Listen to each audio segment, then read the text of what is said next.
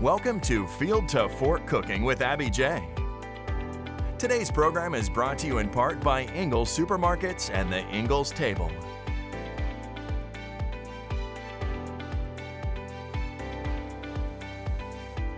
Now here's chef and host of the show, Abby J, to introduce her special guest for today's show.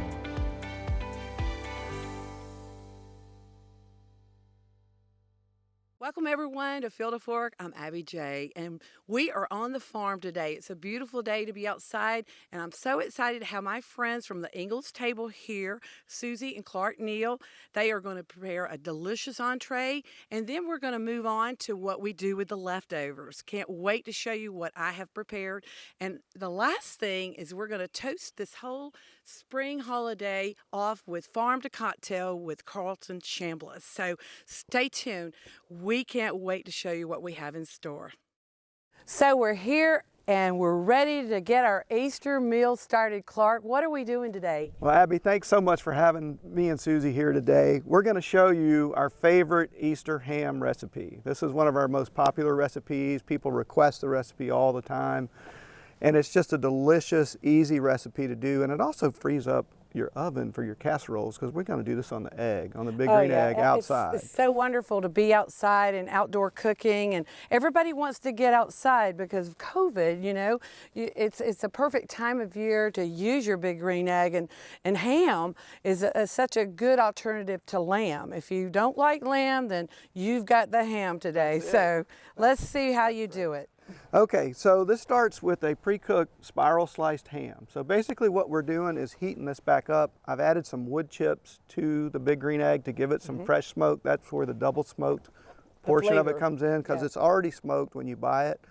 So they come wrapped. I like to rinse the glaze off, start with a fresh ham, and put my favorite barbecue rub on that I found at the local section of my local Ingles, and it's a local company. Ingles is great about supporting local businesses. Absolutely, and if you've never seen this display, they've got all artisans from all over the Southeast that they really support, and it's really nice to support the artisans. We're not one of them too, so. Right.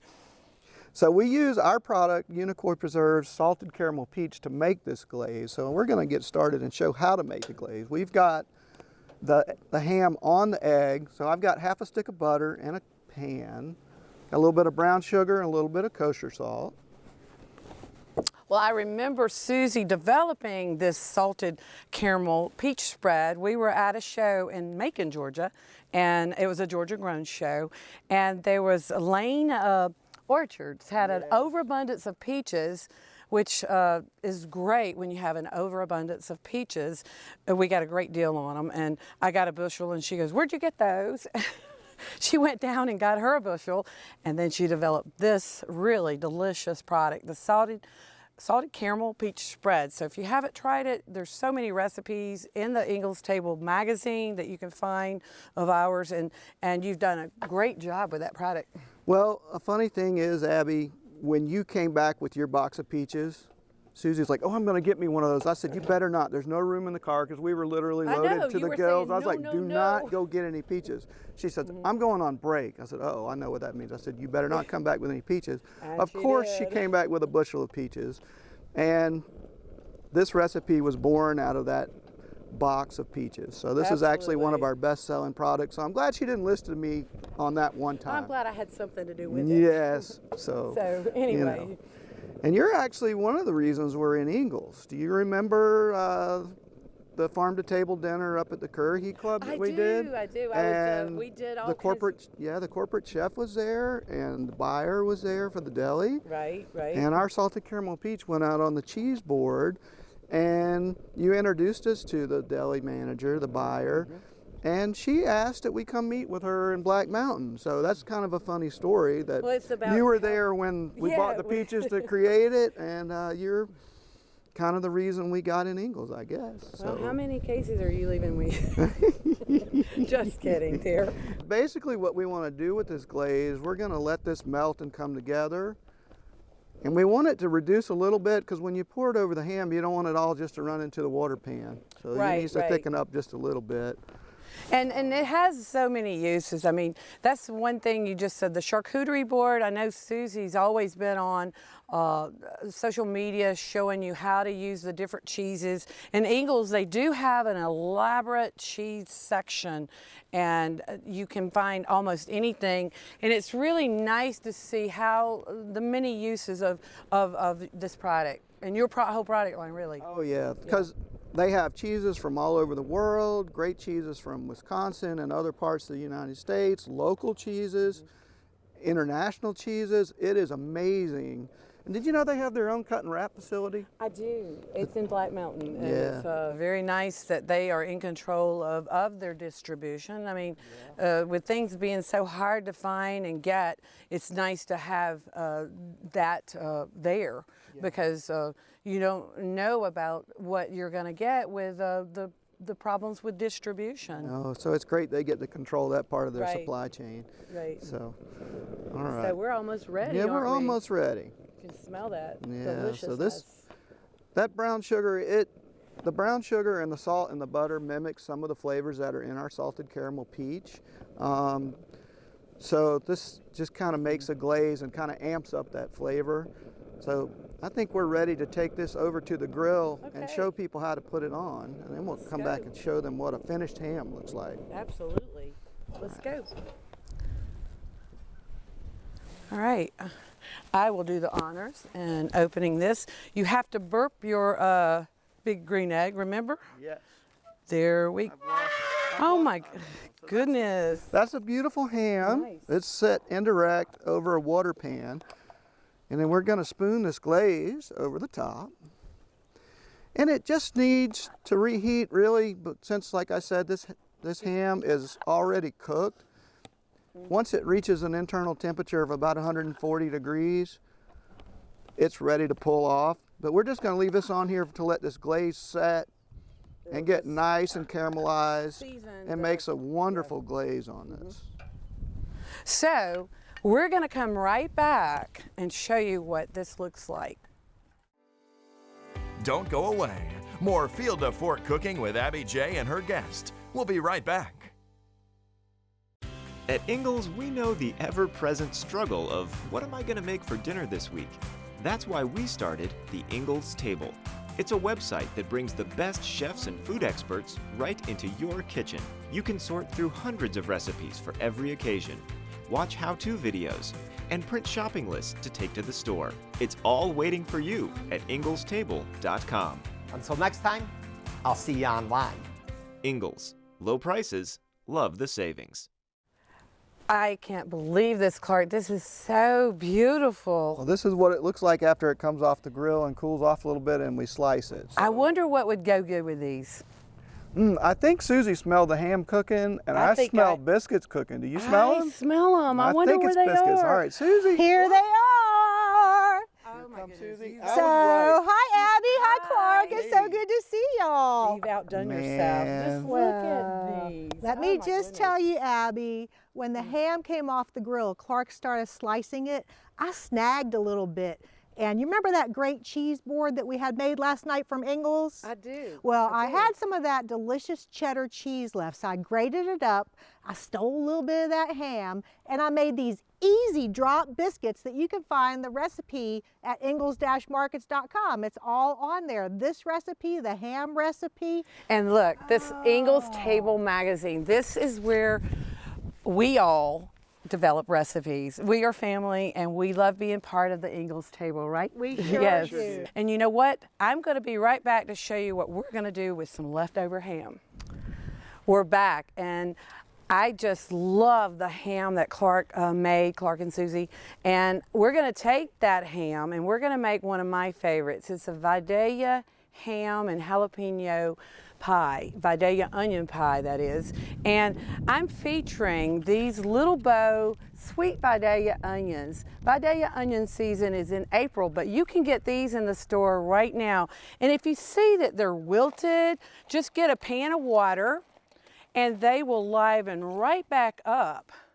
And they look beautiful. So what we're going to do, I cut the ends off. I'm going to use my mandolin just to get about 3/4 of a cup, and they need to be really thin so it does eliminate some of that moisture.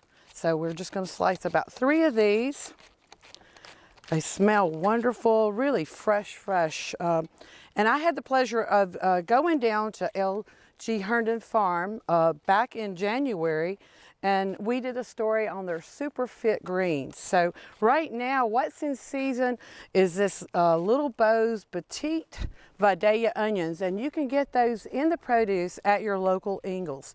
So if you see, these are very thin, and that really takes some of the moisture. So the first thing you want to do is get a cup of white sharp cheddar cheese. That goes in the bottom of the pie. Then we'll take 1 cup of the leftover ham, and then we've got about 1/4 cup of jalapenos. You want to just spread these. And these are optional, but if you know me, of course I'm going to use these in my pie. And then the last thing we're going to do is put these Vidalia onions on top. This is the main ingredients. And we're going to also, I mean, it's just so much fun to work with these onions. And it makes a beautiful dish to go with your ham or any kind of brunch, if you're having brunch. And then I've got a little bit of salt and pepper. I think it's onion, salt, and pepper. And we'll just do that. The last thing we're going to do here, I've got 1 cup of half and half with 5 eggs. We're just going to put this on top of this like so. It will go in the oven for about 1 hour and 10 minutes until it sets. And guess what? That's it, but I have one right here already ready to show you. And this is my Vidalia onion and ham pie, and I hope you guys really enjoy this. Like I said, you can use it for a number of different outings, but you will totally enjoy it. And we'll be right back. Don't go away. More Field to Fork cooking with Abby J and her guest. We'll be right back. At Ingles, we have a very special family. A family of farmers, ranchers, and dairymen. Clerks, butchers, and bakers. Deli workers, pharmacists, and florists. We work hard every day to bring you the very best. And we'll continue to wake up every morning and work as hard as you do. This is our town, and we built this community together. Ingles, your neighbor for over 50 years. We're back, and Carlton Chambliss, Farm to Cocktail. He's with us. He's not a stranger to my show. And what are we doing today? I know you've got something good. You know, Abby J, sometimes we got to give it credit to the mocktail. Mocktail, right. So everyone's always asking, well, Carlton, what are shrubs? And I love to tell and retell the story. Shrubs are drinking vinegars that were very popular during colonial days as a way to preserve the flavor of a fruit when it was not in season. So today I'm highlighting my strawberry peppercorn shrub and making a lemonade mocktail beverage for the beginning of spring. And this is what's in season. Very right? sweet, very sweet. Oh my goodness. Oh, this is gonna be great. Those are ripe. It's really good. So when making a shrub, you're basically taking the fresh fruit, adding sugar and vinegar.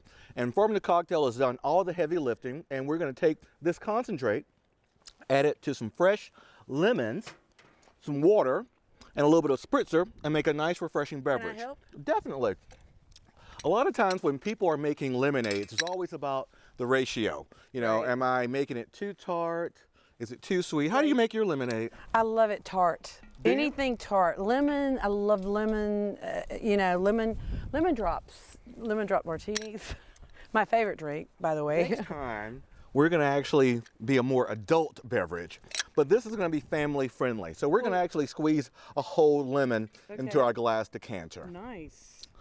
Because even though shrubs are vinegar based, that sour can easily be enhanced by the addition of more citrus, whether it's orange, if I'm making an orange type of beverage, or even lime. But today, lemon fits the bill. Is that Thank enough? you. We'll just put this in there for decor. Nice. Now, I'm actually going to measure 1 full cup of the strawberry peppercorn shrub. What do you think about that combination of strawberry and peppercorn?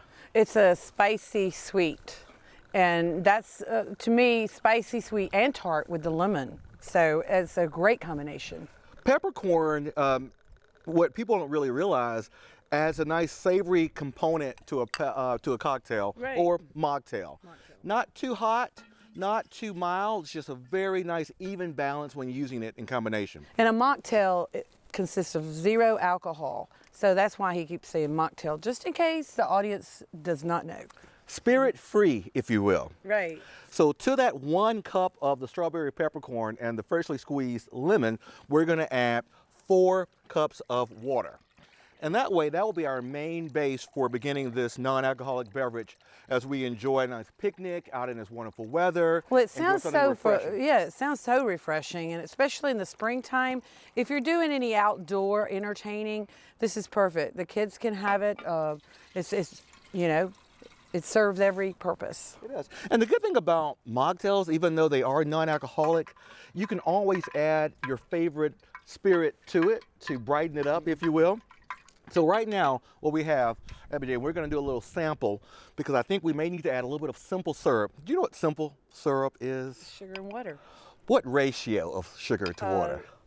I think it's 3 to 1. 1 to 1. That's what makes it. That's what makes it so simple. Well, I would be less sugar on mine. Well, tell me if it needs some sugar. Yes. So we're going to brighten this up a little bit with some simple syrup because, again, we don't want the lemonade to be overly tart, but because I'm wanting to appeal to Abby J's palate, try it now, if you will. Okay. Begin just by adding a little bit of simple syrup until it meets your taste requirements. Perfect. That's Oh, perfect. you can taste the strawberry, the lemon. You want to get all the components in your mouth, and it's good. Really good. Awesome. And for this spring season, we've actually begun to package our spreads in this wonderful little 3-bottle gift set. And in this particular set, I've included our strawberry peppercorn, which is featured today, along with one of the more favorite ones, peach lavender and blueberry lemongrass. Oh, nice. You've got that lemon. This is nice.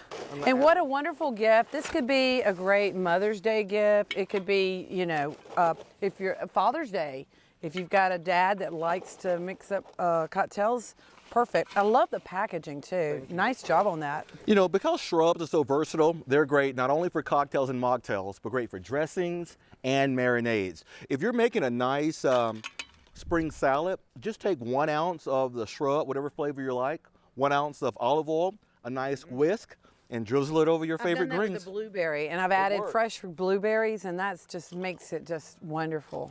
Are you ready for a mocktail? I am. We have our nice mason jars, our strawberry garnish. Here we go. Let me Right. get a little bit of our strawberry lemonade shrub mocktail for each of us. I only wish we had some Prosecco to add on top. Yeah.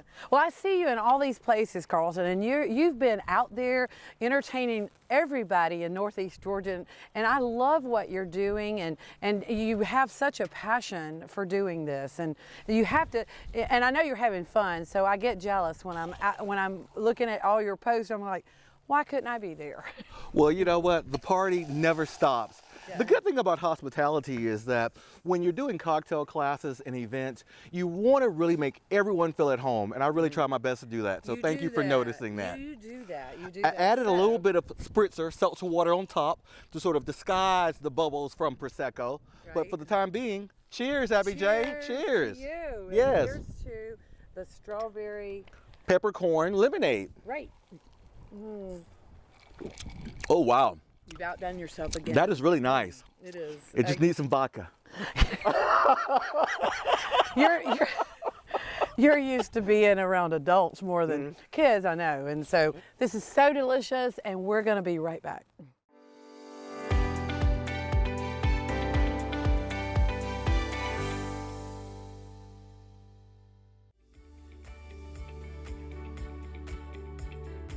A unique marriage of grand European architecture, rustic contemporary decor, and southern hospitality.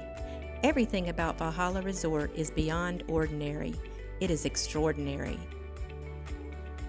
Each luxury king suite includes a balcony, a fireplace, plush robes and slippers, 24-hour room service, and all the amenities expected from a 5-star resort.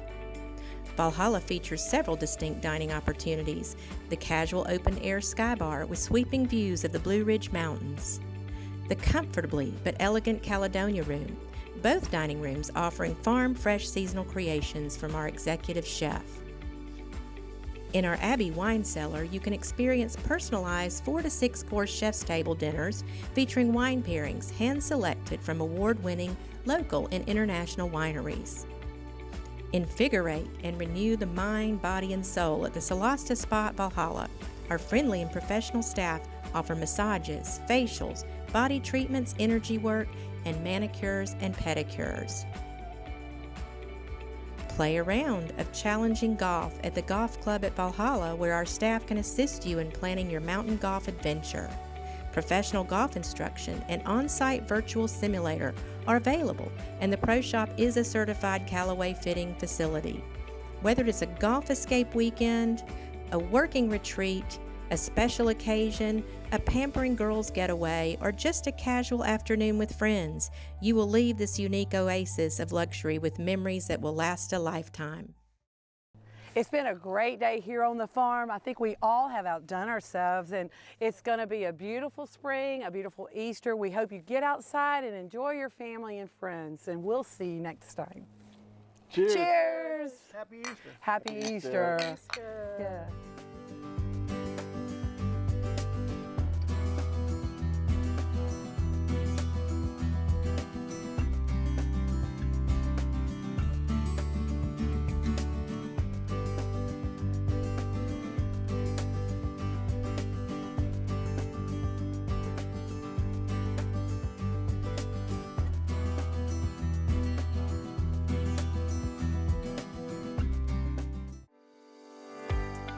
Thanks so much for joining us for today's program.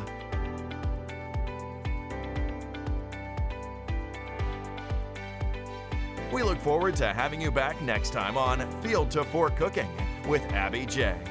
This program is brought to you in part by Ingles Supermarkets and the Ingles Table.